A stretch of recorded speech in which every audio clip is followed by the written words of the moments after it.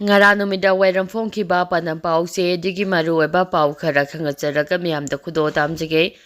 Manipur da Parasite rule thamkhibaga loinana Manipur Legislative Assembly suspended elimination da thamkhre and Birena Chief Minister famdagi resign tawkraba matung ngasi state asida Parasite rule PR thamle haina India gi President Draupadi Murmu na lauthorakhre adom oinamak Manipur Legislative Assembly amu hanhingka payaba suspended elimination na thamkhre kumjali singama chamapa yankhagi mathoidagi state asida President rule thamba handaki ashi tharaga taraga mathoirak subani ngasi nungthil India gi President Draupadi Murmu na thopa gazette amada hauji Manipur lenga ki oiriba phibam asigi matangda state asigi governor na pirakpa report amade ate paudam sing kumna yengsilaba matuk Indian Constitution gi article 356 ki matung inna state asida PR thamle haikhe Center na lakhalang leba khongthang asi BJP ki state lengangna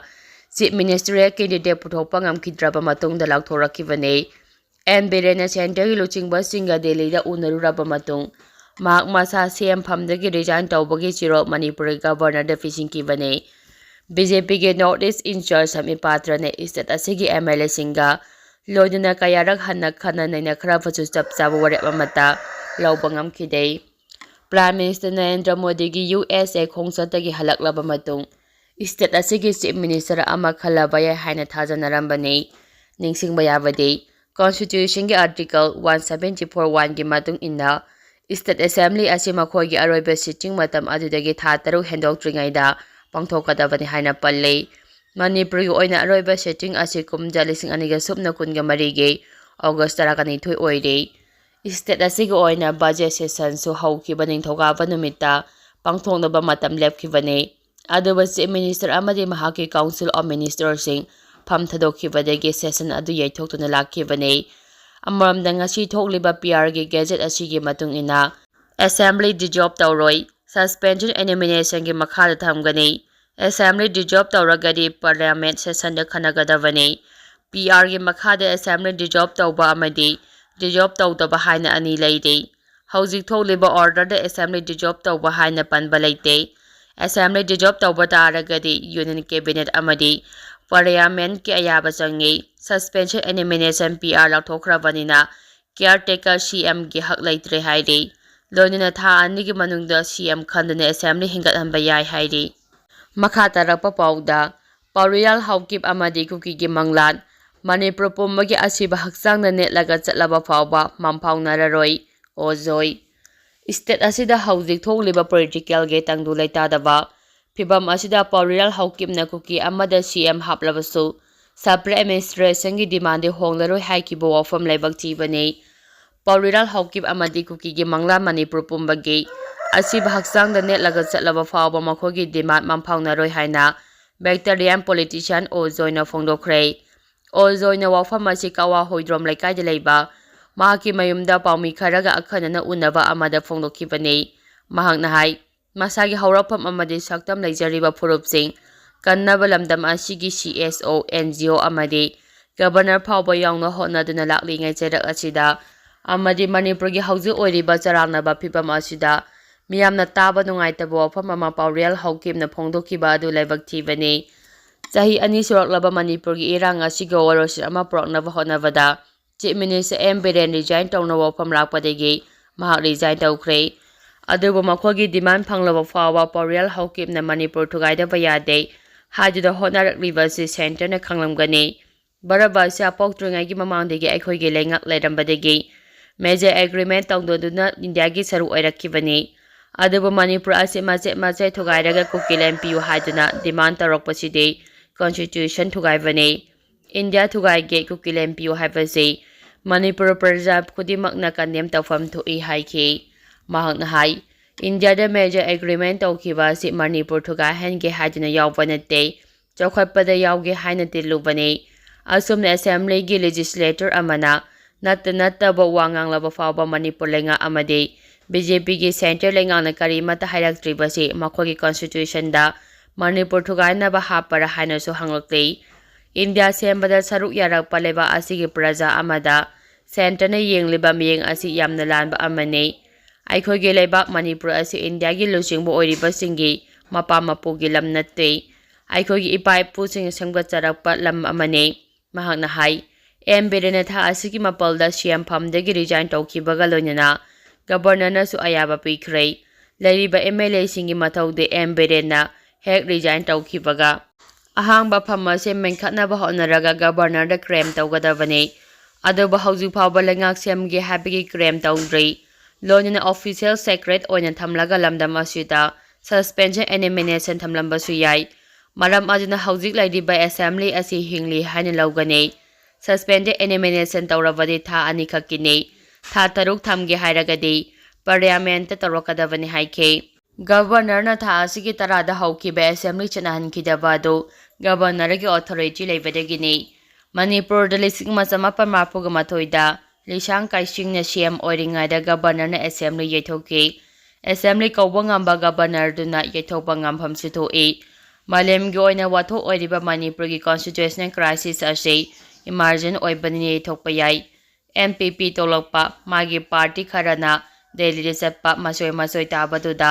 ꯃꯥꯒꯤ majority ꯐꯪꯂꯣꯏ ꯑꯣꯄꯣꯖꯤꯁꯟꯅ ꯅꯣ confidence motion ꯊꯥꯡꯒꯠꯂꯛꯂꯕꯗꯤ ꯃꯥꯏꯊꯤꯕ ꯅꯪꯒꯅꯤ constitutional crisis ꯂꯩꯍꯟꯗꯅꯕ ꯒꯕꯔꯅꯔꯅ report ꯇꯧꯔꯒ ꯍꯥꯎꯁꯇ ꯇꯥꯁꯤꯜꯂꯒ ꯂꯩꯉꯥꯛ ꯆꯠꯊꯈꯤꯕꯅꯤ ꯑꯃꯗꯤ BJPꯒꯤ ꯃꯅꯨꯡꯗ ꯑꯅꯧꯕ ꯂꯩꯉꯥꯛ ꯑꯃ ꯁꯦꯝꯅꯅꯕ ꯇꯧꯕꯅ ꯃꯈꯣꯏꯒꯤ ꯃꯊꯧ ꯑꯣꯏꯒꯅꯤ ꯃꯈꯣꯏꯒꯤ ꯃꯔꯛꯇ ꯃꯣꯠ ꯃꯥꯟꯅꯗꯅ ꯁꯨꯝ ꯆꯠꯂꯕꯗꯤ ꯀꯣꯟꯁꯇꯤꯇ꯭ꯌꯨꯁꯅꯦꯜ ꯀ꯭ꯔꯥꯏꯁꯤꯁ ꯂꯥꯛꯇꯨꯅ ꯑꯩꯈꯣꯏ ꯄꯨꯟꯅ ꯋꯥꯃꯤꯟꯅꯒꯅꯤ ꯄ꯭ꯔꯁꯤꯗꯦꯟ ꯔꯨꯜ ꯁꯥꯡꯅ ꯊꯝꯂꯒ ꯃꯤꯌꯥꯝ ꯅꯩꯕ ꯇꯝꯄꯥꯛꯇ ꯏꯝꯄꯣꯖꯤꯁꯟ ꯃꯌꯥꯝ ꯇꯧꯔꯒ ꯋꯥꯔꯒ ꯂꯣꯁꯨ ꯂꯩꯇꯕ ꯆꯤꯡꯗ ꯐꯔꯥꯡꯖꯥꯏ ꯑꯣꯏꯅ ꯊꯥꯗꯣꯛꯂꯒꯗꯤ BJPꯒꯤ ꯗꯥꯏꯇ ꯑꯣꯏꯅ ꯂꯧꯒꯗꯕꯅꯤ ꯍꯥꯏꯅꯁꯨ ꯃꯍꯥꯛꯅ ꯑꯀꯟꯕ ꯋꯥꯐꯝ ꯊꯝꯈꯤ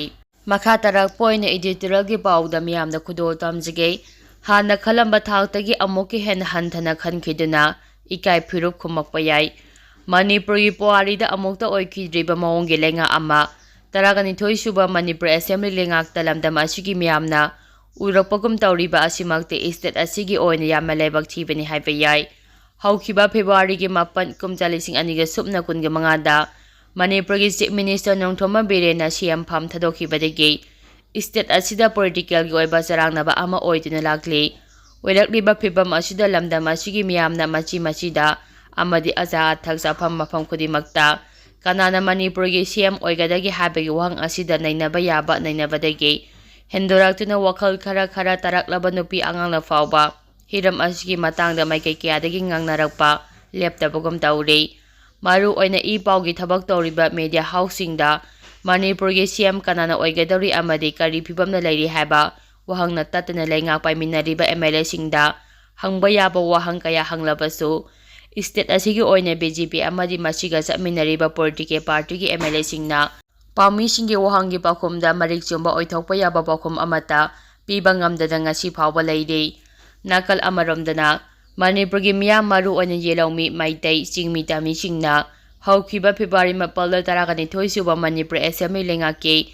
CM ꯑꯣꯏꯔꯝꯕ ꯅꯣꯡꯊꯣꯝꯕꯝ ꯕꯤꯔꯦꯟꯅ CM ꯐꯝꯗꯒꯤ ꯔꯤꯖꯥꯏꯟ ꯇꯧꯈꯤꯕꯒꯤ ꯃꯔꯝꯗ ꯌꯥꯝꯅ ꯍꯟꯊꯕ ꯊꯥꯛꯀꯤ ꯋꯥꯍꯩ ꯋꯥꯇꯥ ꯁꯤꯖꯤꯟꯅꯗꯨꯅ ꯂꯝꯗꯝ ꯑꯁꯤꯒꯤ ꯃꯥꯏꯀꯩ ꯀꯌꯥꯗꯒꯤ ꯉꯥꯡꯅꯔꯛꯄꯒꯨꯝ ꯇꯧꯔꯤꯕ ꯑꯁꯤꯒꯤ ꯃꯔꯝꯗꯤ ꯍꯧꯈꯤꯕ ꯀꯨꯝꯖꯥ 2023ꯒꯤ ꯃꯦ 3ꯗꯒꯤ ꯉꯁꯤ ꯐꯥꯎꯕ ꯏꯁꯇꯦꯠ ꯑꯁꯤꯗ ꯑꯣꯏꯔꯤꯕ ꯐꯤꯚꯝ ꯍꯥꯏꯕꯗꯤ ꯊꯥ 12 ꯐꯥꯖꯤꯜꯂꯛꯂꯕ ꯏꯔꯥꯡ ꯑꯁꯤ ꯂꯥꯛꯁꯤꯟꯕ ꯉꯝꯗꯨꯅ ꯂꯥꯛꯄꯅ ꯃꯔꯝ ꯑꯣꯏꯔꯒ ꯉꯁꯤꯗꯒꯤ ꯍꯧꯈꯤꯕ ꯆꯍꯤ 2ꯒꯤ ꯂꯩꯉꯥꯛ ꯄꯥꯏꯃꯤꯟꯅꯔꯝꯕ MLA ꯃꯤꯅꯤꯁꯇꯔꯁꯤꯡ ꯑꯗꯨꯒꯤ ꯊꯧꯑꯣꯡꯁꯤꯡ ꯑꯗꯨꯗ ꯉꯁꯤꯒꯤ ꯂꯝꯗꯝ ꯑꯁꯤꯒꯤ ꯃꯤꯌꯥꯝꯅ ꯄꯦꯟꯗꯕꯗꯒꯤ ꯑꯣꯏꯒꯅꯤ ꯈꯜꯂꯤ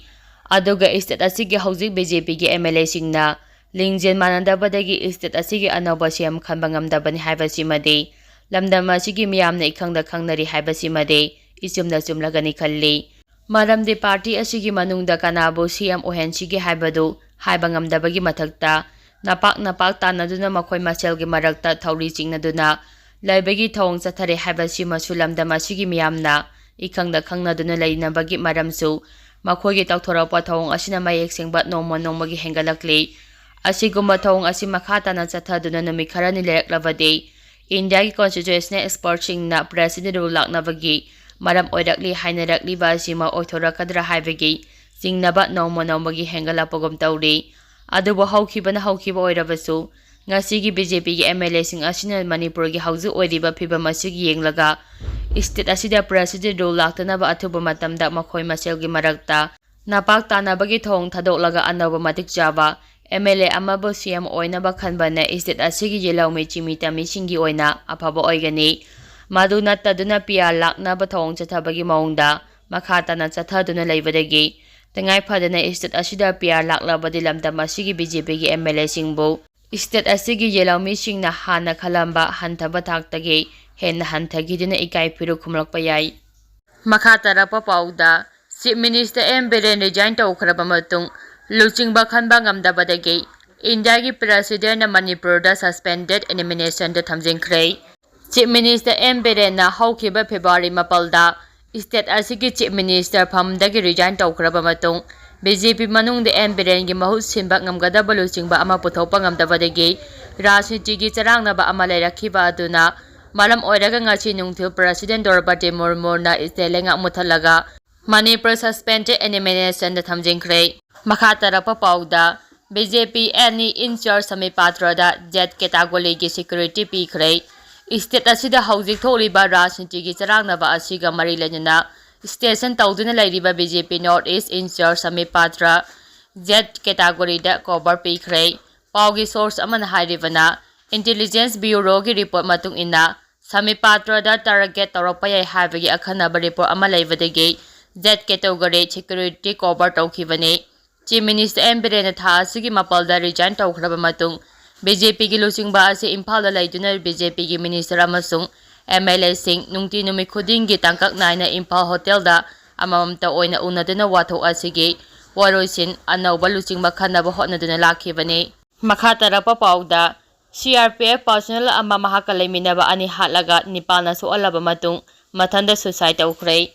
ngasi numidang pung nipalom taba matamda Imphal West ke Lamsang Police Station gi manung chamba iroi sembagi Central University mayada leiba CRPF camta mara yena rakpadagi CRPF personnel amana mahaki service gun essence rifle na leminaba ani kaptuna hatlaba amasung nipana soalaba matung matomta kapsinduna sijakhre haina police ki pauna hairi